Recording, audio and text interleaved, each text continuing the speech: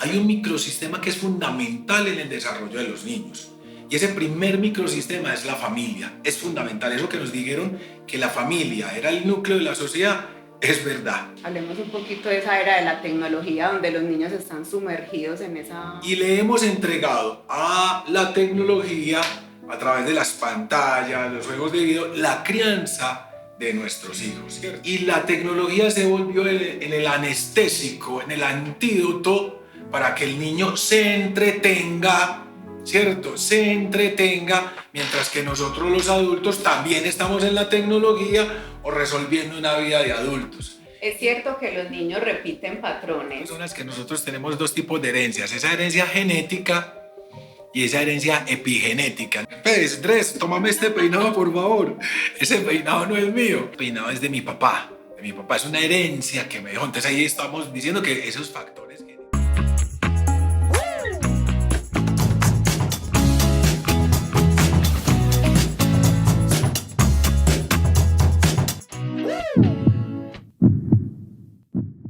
Buenos días, mi nombre es Juliana Rodríguez, encantada y con un honor inmenso de presentar en este episodio de este podcast un invitado muy especial, Víctor Hugo Cárdenas Izaza, psicólogo de nuestra organización por más de 7 años, quien ha liderado y apoyado esos procesos de salud mental para todos los que hacemos parte de esta organización.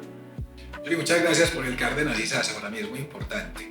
Y siempre acostumbro contarle a las personas, pues, parte de mi hoja de vida para que respeto con el otro, ¿cierto? Saber con quién va a interactuar o va a hablar. Entonces siempre me gusta contarle a la gente, mi nombre es Víctor Hugo Cárdenas Izaza, tengo 53 años de edad y me gusta hablar de eso porque pues hay un bagaje experiencial y conceptual, pues básicamente mi profesión es de la vida, es la vida. Entonces esos 53 años me permite contarle a las personas acerca de todo lo que se ha construido y todo lo que se ha aprendido frente al proceso. De esos 53 años de vida, llevo 29 casado con la misma, ¿cierto? Y me gusta contar eso porque el concepto de familia es muy importante, muy importante. Y muchas de las personas que vienen a consulta tienen dificultades afectivas en su relacionamiento con pareja, en su construcción de familia. Entonces, hay algún bagaje conceptual y experiencial que me permite acompañar a las personas. Y de esos 29 años de casado con la misma, tenemos, producto de nuestro amor, un hijo de 21 años de edad, ¿cierto? Un hijo deseado, programado, un hijo anhelado, pues siempre lo denominamos pues como un regalo de Dios.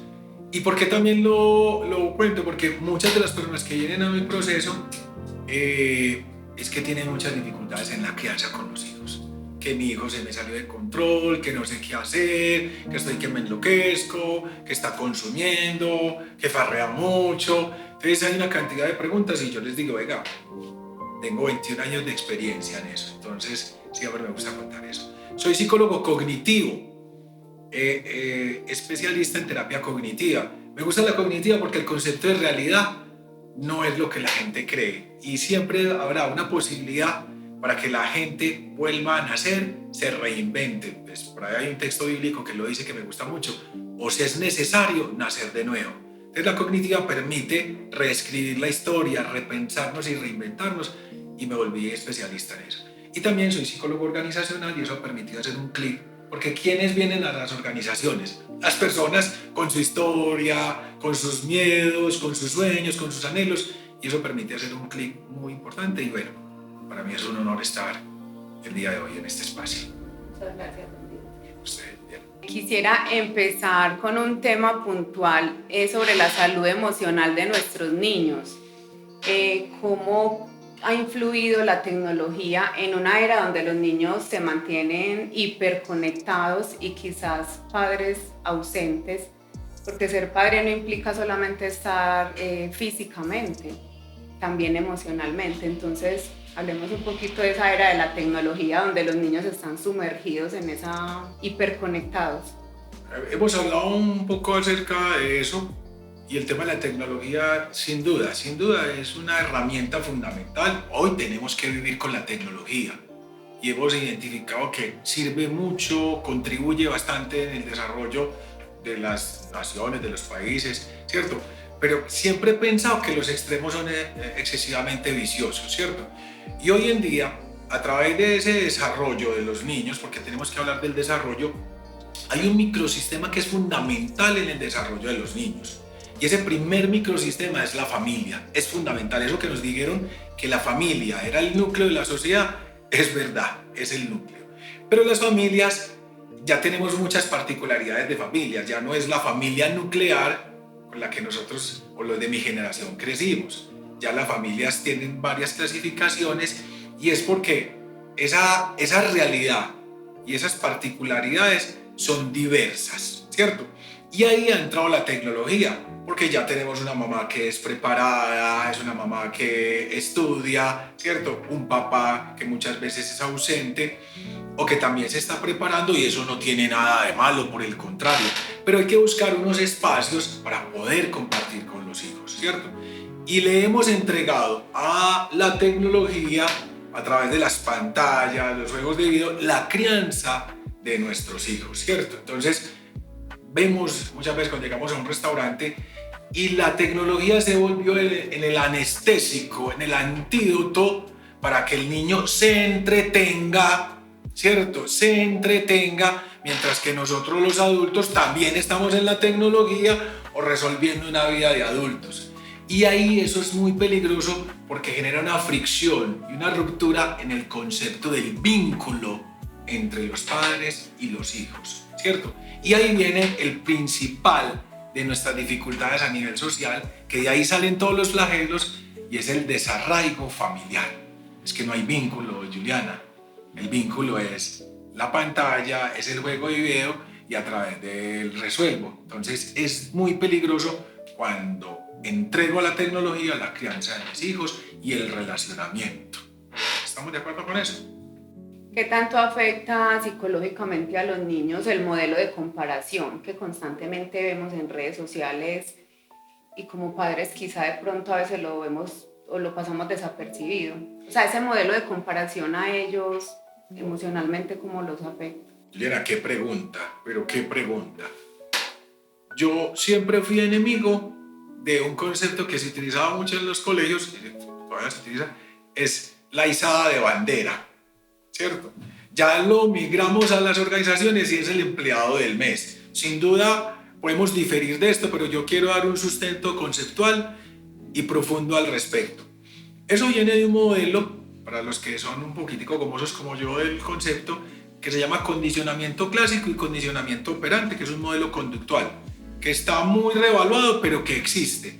Cuando hablas del modelo de comparación, pues yo les cuento, muchas de mis consultantes, porque no los llamo pacientes, los llamo consultantes, les he tenido que recomendar que supriman el exceso de redes sociales, ¿cierto? Porque nos está haciendo mucho daño. Nacimos en una cultura que devalúa la persona, que no nos hemos podido reconocer. Y el principal de los errores que tenemos es que tenemos ausencia de amor propio. Claro, el amor propio. Si ni siquiera nos amamos a nosotros, ¿cierto? Nos reconocemos y siempre haber una comparación con el que socialmente llamamos como exitoso, ganador. La izada de bandera, por ejemplo. Yo me esforcé, yo fui un buen estudiante, me levantaba temprano, hacía mis tareas, ¿cierto? Porque yo no tengo derecho a izar bandera, ¿cierto? Y posiblemente hay un niño que no era tan educado, no era tan aplicado, no era tan disciplinado y ese izaba bandera. Entonces, inmediatamente se establecía un paralelo. El cerebro es excesivamente literal, muchachos. Yo lo denomino súper, hiper, mega sensible. E inmediatamente hace asociaciones y comparaciones. Y ahí viene un reforzador. Si la sociedad no me refuerza y no me reconoce, entonces yo me devalúo, ¿cierto? Entonces ese modelo que vos mencionás es excesivamente dañino.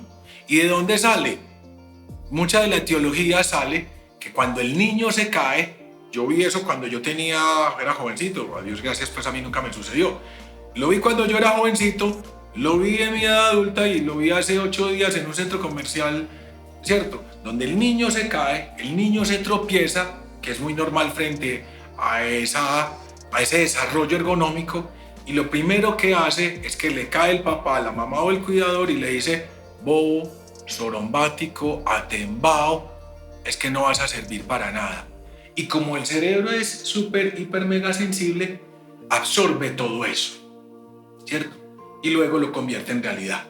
Y cuando yo veo los otros que sí sirvieron para algo, que sí salieron adelante y que no son ni bobos ni sorombáticos, inmediatamente me devalúa, ¿cierto? Entonces es muy peligroso ese modelo de la comparación. Pero la sociedad está diseñada para eso, para comparar. Y las redes sociales están diseñadas para eso, para comparar. Entonces ahí tenemos que fortalecer a nuestros hijos con unos modelos que permitan resaltar las cosas buenas que ellos hacen, ¿cierto? Y sus equivocaciones, entenderlas como normales. Es que quién no se equivoca, quién no se tropieza, quién no se cae, a quién no se le riega un vaso, ¿cierto? Entonces debemos de evitar magnificar cotidianidades y resaltar las cosas positivas que tienen nuestros hijos para que aprendan a creer en ellos. Teniendo en cuenta este tema, ¿cómo influye la decisión de nuestra identidad de género en nuestros niños y adolescentes? Pues vos mencionaste un concepto de decisión, ¿cierto? Y mira que cada uno de estos temas que estamos trabajando, Juliana, van muy articulados, son muy profundos. Entonces hablamos de un tema de desarraigo familiar, y cuando hablamos de un tema de desarraigo familiar hablamos de un tema de modelos parentales, ¿cierto? El principal, y hablamos de los microsistemas, ¿cierto? Entonces el primer microsistema con el que el niño se encuentra es su familia, ¿cierto? Y su papá es el superhéroe y su mamá también. Cuando hay un desmoronamiento de estos modelos parentales, ¿qué tiene que hacer el niño? Buscar referentes afuera.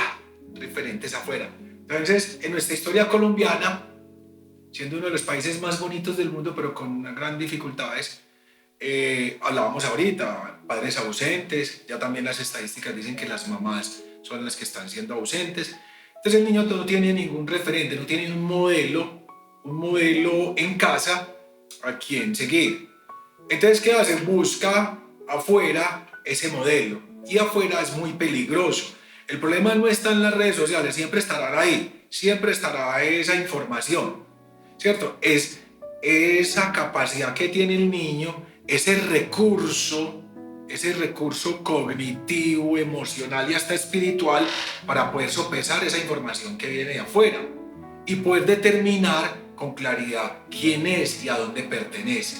Entonces hoy en día, por eso hablaba inclusive al principio, que esa familia nuclear que nosotros conocimos de hace muchos años ya no existe. Hay familias extensas, pues hay una multiplicidad diversas, ¿cierto? Entonces, ¿cuál es la buena? ¿Cuál es la mala? No, aquí no vinimos, digamos, como a segmentar ni a juzgar, sino cómo nos preparamos para que nuestros niños, niñas y adolescentes tengan esa salud mental. Y ahí viene ese referente, ¿cierto? Cuando es un referente serio, es inspirador, ¿cierto? Y eso va a determinar, ¿cierto?, esa identidad que el niño quiere tomar. Si la mamá es una berraca, si la mamá ha trabajado, si la mamá se ha esforzado, sin duda esa va a ser. Si hay un papá golpeador, si hay un papá ausente, si hay un papá que no, yo no quiero parecerme a ese señor, ¿cierto? Y ahí es donde nosotros tenemos que fortalecer ese arraigo familiar, tener modelos parentales para que nuestros niños puedan tener una adecuada identidad. Es que algunos nacieron así, otros... Ahí hay una multiplicidad de discusiones que tampoco viene al caso, pero que nosotros como padres tenemos una responsabilidad muy significativa en esa decisión de género que los niños van a tomar, ¿de acuerdo? Es cierto que los niños repiten patrones. Oíste, pero estás cargada de preguntas muy interesantes, muy profundas. Qué bueno, esa es la idea. Sí, sin duda, a mí me encanta esa pregunta porque lo hablo mucho en consulta. En consulta, en mi encuadre, siempre le cuento a las personas que nosotros tenemos dos tipos de herencias, esa herencia genética y esa herencia epigenética. Entonces la genética, claro, es que el espermatozoide de mi papá se encontró con el óvulo de mi mamá y salí yo, ¿cierto? Y la epigenética, que es ese tema ambiental, ese entorno donde yo crecí, cómo hablaba mi papá, cómo hablaba mi mamá, cómo hablaban mis hermanos, ¿cierto? Ese entorno, sin duda alguna, impacta sustancialmente en esas decisiones de vida que yo tengo que tomar. Por ejemplo, a la gente le da mucha risa porque pues si uno repite patrones genéticos, total, o este peinado, pues, Dres, tómame este peinado por favor, ese peinado no es mío, ese peinado, Dres es nuestro camarógrafo y productor, este peinado no es mío, este peinado es de mi papá. Mi papá es una herencia que me dejó. Entonces ahí estamos diciendo que esos factores genéticos son muy fuertes, son muy fuertes. Y los ambientales, sin duda, yo creo que son más fuertes que inclusive los mismos genéticos. La forma en que hablaba, por ejemplo, yo recuerdo a mi papá muy amable, un señor muy cordial, muy educado y orientado al servicio, y así me considero yo, ¿cierto? Lo mismo mi mamá, de puertas abiertas, aquí para todos hay. Entonces yo creo que uno sí repite patrones, es muy fuerte, y una de las apuestas que hay es que podamos llevar a nuestros niños, a nuestros adolescentes, a que tomen conciencia, y uno se los encuentra, y uno dice, yo quiero parecerme a mi papá, yo quiero parecerme a mi mamá, y otros le dicen, yo ya sé que no quiero parecerme a mi papá, que no quiero parecerme a mi mamá, y obviamente están luchando con poder transformar esos patrones de crianza, esas figuras parentales que de alguna forma u otra han influido positivamente o en otros ni siquiera quieren pensar en ello. Entonces, muy importante que los muchachos tengan en cuenta eso. Por eso cuando uno está en una reunión, cuando tiene que resolver algo con su pareja, cuando está administrando las finanzas, hay que prestar mucha atención. ¿Quién está viendo? ¿Quién está escuchando? Ese niño que está creciendo, y ellos aprenden no lo que uno dice solamente, sino lo que ven en uno, ¿cierto? Entonces hay que ser muy cuidadosos en eso que estamos representando y referenciando para nuestros hijos, para nuestros sobrinos. Es que yo no tengo hijos, pero resulta que tengo un sobrino, tengo una sobrina, ¿cierto? Y me está viendo actuando permanentemente, y yo de pronto soy una figura importante para él, representativa, desde lo positivo, desde lo negativo, y de alguna forma u otra estoy impactando, y ese patrón se va a repetir. Entonces hay que estar muy atentos con eso, Julián. Según la Organización Mundial de la Salud, hay un tema en tendencia del nuevo siglo, la ansiedad y la depresión. ¿En qué momento como papás debemos actuar, identificar esa ansiedad y depresión en nuestros hijos? Mira, creo que cuando uno habla de que es padre, debe estar muy vigilante de nuestros hijos. Hoy en día, el tema de la depresión y la ansiedad son los temas pues, que van generando tendencia y se vuelven moda.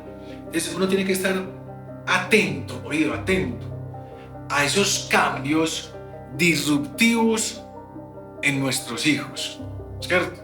Es un niño que generalmente come muy bien y de un momento a otro pierde el apetito, no quiere comer. Es un niño que conversa, que habla, ¿cierto? Tampoco es que sea el extrovertido y que no, pero tiene una conducta, usted observa un comportamiento lineal, y de un momento a otro genera alteraciones, ¿cierto? Que son recurrentes y que son persistentes en el tiempo, ¿cierto? Porque cuando nos vamos a encontrar, oído, ahí tenemos que hacer una distinción. Cuando nos encontramos en los niños es una cosa, pero cuando llegamos a ese umbral de la adolescencia, de los 12, pues en mi época eran los 12, pero ya vemos que frente a la estimulación temprana, los niños son muy estimulados, y ya encontramos unos niños de 10 que son preadolescentes. Entonces ahí es una montaña rusa emocional, ¿cierto? Vamos a encontrar con unos cambios muy súbitos, ¿cierto? Pero que vuelven y se establecen. Pero cuando ya permanecen en el tiempo, vos no le puedes dar tiempo a eso, Juliana. Inmediatamente tenés que intervenirlo. Y ahí es muy importante que vos observes, vos laborás, estás ocupada, entonces que haya un cuidador en tu casa que te pueda reportar eso, que no está almorzando, ¿cierto? Después de que llegó del colegio, o come demasiado, ¿cierto? O que no está durmiendo bien. Atentos a ese tema. El sueño es reparador neuronal, es fundamental en los niños y en los adolescentes. Que no está durmiendo bien, ¿cierto? Que está súper agresivo o irascible, y no solamente tenés que identificarlo en ese entorno familiar, sino también en el colegio o en la escuela. Es fundamental que vos tengas una comunicación cercana, ¿cierto? No pues la mamá intensa que, ay, ya llegó la mamá, vea, le dicen al hijo suyo, ahí llegó ya su mamá otra vez, ya ha venido 3 veces en la semana, no, tampoco así, pero que periódicamente estés haciendo un acompañamiento, porque hemos encontrado también mucho suicidio infantil, la presión de las redes sociales, el desarraigo familiar, y empiezan a generarse unos detonantes que se llaman criterios diagnósticos, que la mamá cree que no y la otra le dice, boba, a eso que le falta es correa, pues que le falta correa.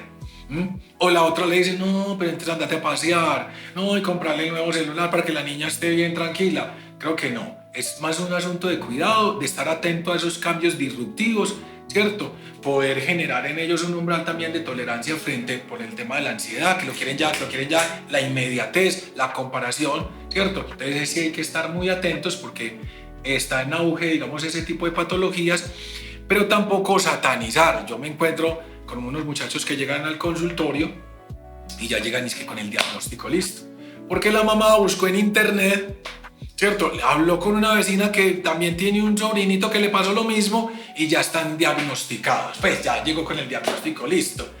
Y oído, es muy peligroso cuando nosotros en la casa empezamos a utilizar esas expresiones. Ay, es que ahí está la niña toda deprimida. No. Una cosa es un diagnóstico clínico y una cosa es que está triste, es que tenemos derecho también a estar tristes. Ay, es que está toda ansiosa. Utilizamos diagnósticos. ¿O qué? O llegas y le decís a tu niña, oíste, ¿cómo seguiste ese cáncer que te está doliendo? No, ¿cierto? Lo mismo, ni utilizar patologías ni diagnósticos frente a emociones normales que están. Pero también estar vigilantes para que el asunto ya no se vuelva recurrente, constante y permanente. Ahí sí tenemos que buscar ayuda profesional y correr con eso. Don Víctor, como padres nunca nos enseñan estos temas, no nacimos aprendidos, ¿cierto? Por ejemplo, en mi caso, que tengo 2 hijos, 18 y 11 años, y quiero hablar de ese sentimiento como papá, como mamá, que estoy guiándolos, pero hasta qué punto sé yo que debo acompañarlos en ese proceso e identificar todas esas causantes que usted nos acaba de hablar. Mira, yo te escucho y yo escucho mucho a las personas que dicen, es que el niño no viene con el manual bajo el brazo, ¿cierto? Uno va aprendiendo a ser papá. Con el primero uno, mejor dicho, la embarra, ya con el segundo más o menos, ¿cierto? Yo creo que hoy en día tenemos mucha información a la mano que posibilita también dar como unos pasos un poco más firmes. Sin embargo, yo creo que hay algunas personas que no es fácil, no es sencillo. Por ejemplo, hay personas que son madres solteras, ¿cierto? Y tienen que tener un doble rol, ¿cierto? Y tienen que hacer de papá y mamá al mismo tiempo. Tienen que ser referente. Y nos sentimos culpables a veces. Exactamente, ¿cierto? Entonces yo creo que una de las emociones o los sentimientos, hablemos más bien del sentimiento que más nos gusta a los seres humanos, es la victimización, ¿cierto? Y hay un pasado que yo ya no puedo transformar, Juliana, ¿cierto? Ya ese pasado no existe. Yo lo que tengo que ocuparme es en el aquí y en el ahora, el futuro tampoco. Y eso nos genera, hay unos textos por ahí que el pasado nos deprime, el futuro nos vuelve ansiosos, y sabiendo que lo único que tenemos es el aquí y el ahora, ¿cierto?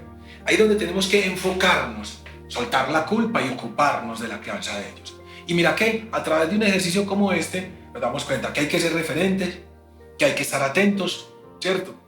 Y muchas de las culpas que los papás experimentan hay veces son solo creencias desarraigadas y obviamente frente al deseo de poder acompañar de una manera más objetiva. Pero una mamá que estudia, una mamá que es honesta, una mamá que es trabajadora, los hijos ven eso. Una mamá que es juiciosa, que no le hace mal a nadie, que se está esforzando, se vuelve inspiración. Entonces, en vez de tener la culpa por unas cosas que ya no puedes transformar, que pertenece a ese pasado que, pues, si todos pudiéramos devolver el tiempo, qué rico, ¿cierto? Ya no lo podemos devolver, pero sí podemos transformar el presente. Entonces, yo creo que tenemos que renunciar a esas culpas, ¿cierto? Y ocuparnos de poder hacer una autoevaluación de cómo estoy cumpliendo o llevando a cabo ese rol de padre. acompañando, documentándome, informándome y procurando estar presente y vigilante con nuestros hijos. Pero se vuelve un referente, una madre que está haciendo las cosas de manera correcta y que está volviendo inspiración para sus hijos. Y ese sentimiento de culpa se tiene que ir y se tiene que sanar. Yo tengo muy buena memoria episódica, pero mucha, Julián.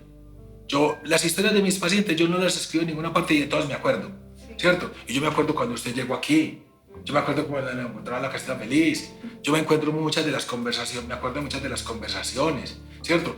Y mira esos saltos cuánticos que has venido dando. Hoy estás sentada en la gerencia, sos youtuber, ¿sí o no? Haces toda la gestión comercial e impulsas una empresa, sacas tus 2 hijos adelante, ¿sí o no? Pues, entonces, ¿qué me vas a venir a mí a hablar de culpa? ¿Sí o no?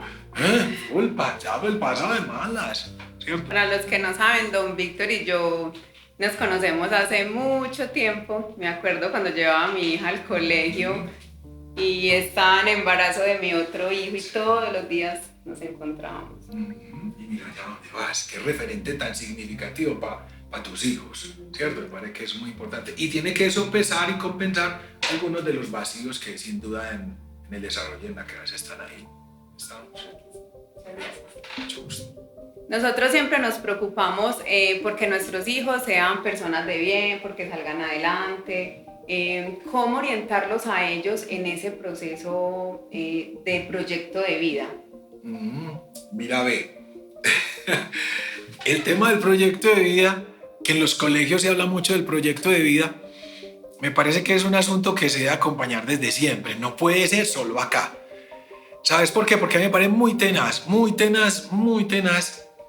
varias cosas. La primera, el modelo social está orientando un proyecto de vida que gane dinero, ¿cierto? Dinero, ¿cierto? Y ahí nosotros tenemos más grandes vacíos, porque creemos que el dinero le va a traer mucha felicidad a nuestros hijos. Queremos que tenga una profesión muy reconocida, ¿cierto? Es que partimos desde un paradigma, una falacia, la peor. Estudie para que sea alguien en la vida. Ahí empezamos mal. Estudie para que sea alguien en la vida. ¿A quién se le ocurrió decir eso? ¿A quién se le ocurrió? ¿Cierto? Pues hoy en día, yo tengo la experiencia, tengo 21 años de experiencia, pues mi hijo no había nacido y ya era alguien. Ya tenía nombre, humildemente ya tenía pañales, biberones, una cunita y no había nacido, ni hablaba inglés, ni francés, ni trigonometría y ya era alguien. Entonces, ¿a quién se le ocurre decir que estudie para que sea alguien en la vida? Entonces no es el estudio, uno estudia para otras cosas, pero no para ser alguien en la vida, ¿cierto?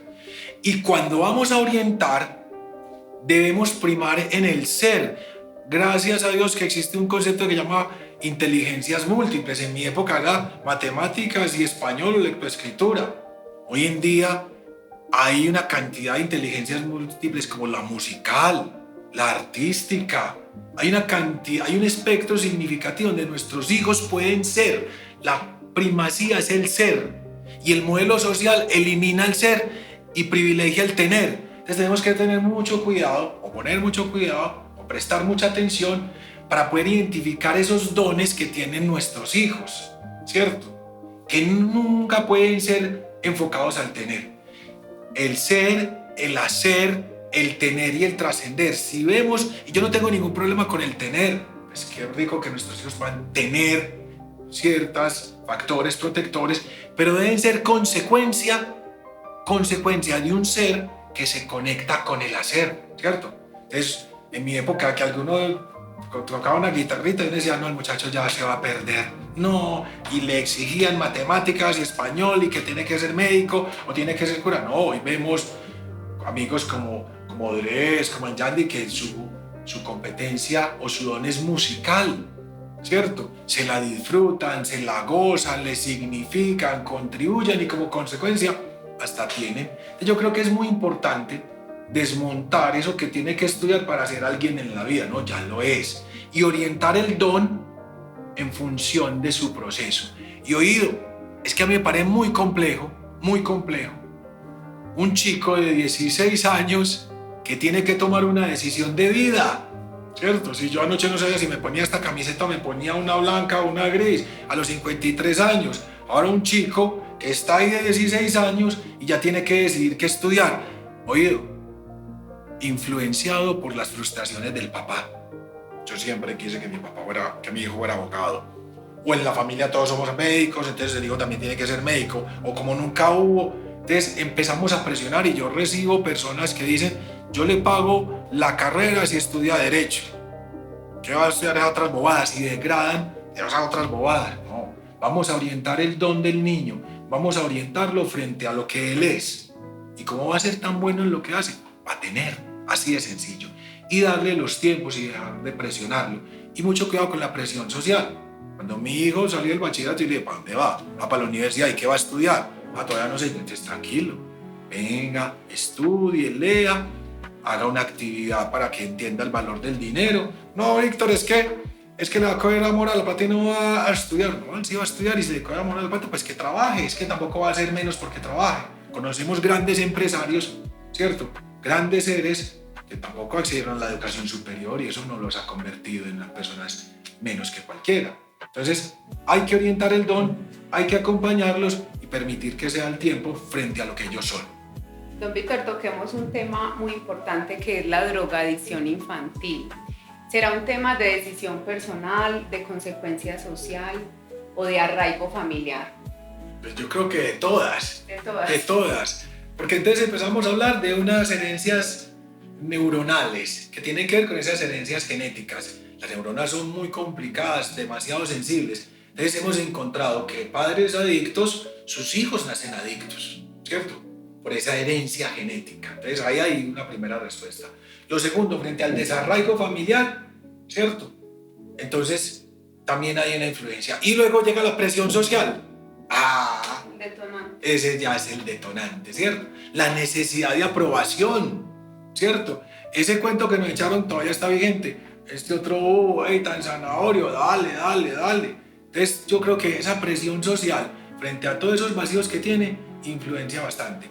Y hay un sinsentido de vida, Entonces por allá nosotros vemos unas pruebas proyectivas, que son muy importantes, ese eclecticismo técnico, y vemos que la drogadicción se convierte en una especie de suicidio a cuotas, ¿cierto? Porque hay un sinsentido de vida, no tengo por qué vivir, no hay nada que me inspire y que me movilice a vivir. Solo cuando entro en ese estado, los muchachos me dicen que se desconectan, ¿cierto?